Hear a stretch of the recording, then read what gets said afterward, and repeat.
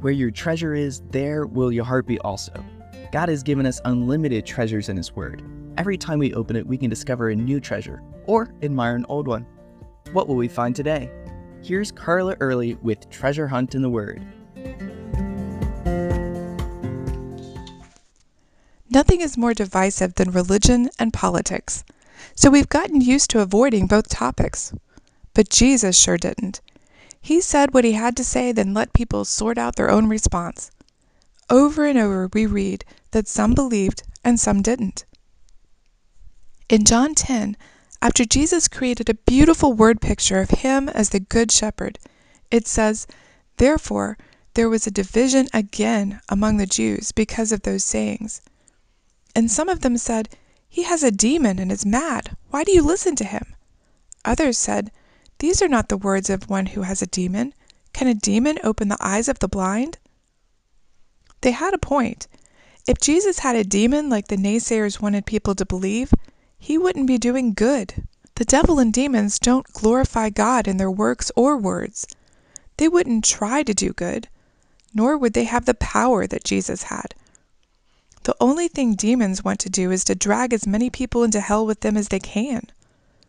All that would come out of their mouth is blasphemy and slander of God. There's no way they would say God was their father. Besides, Jesus cast out demons. They recognized Him immediately and were terrified of Him. And Jesus couldn't have been crazy. His words and works had a reasoning and common sense. The Jewish rulers were the ones who were blaspheming and not using common sense.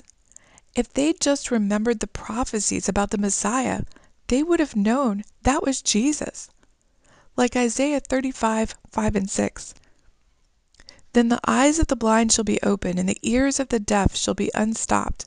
Then the lame shall leap like a deer, and the tongue of the dumb will sing."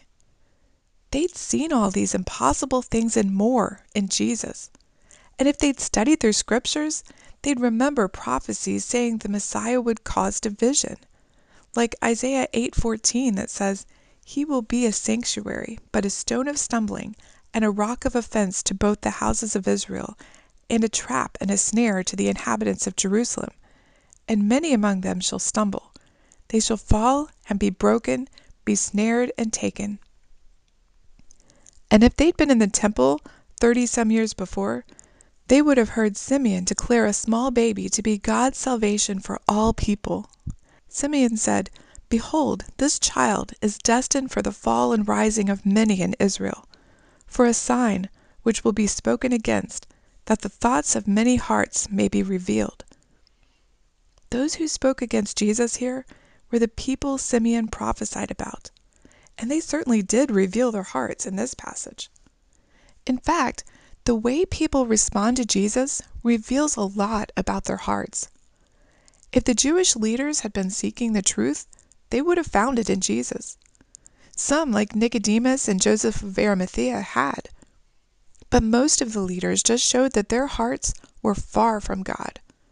They concerned themselves more with appearances, so up until now they'd looked really good on the outside. But Jesus' flashlight of truth revealed an evil, selfish heart that tried to make Jesus look bad so they would look better.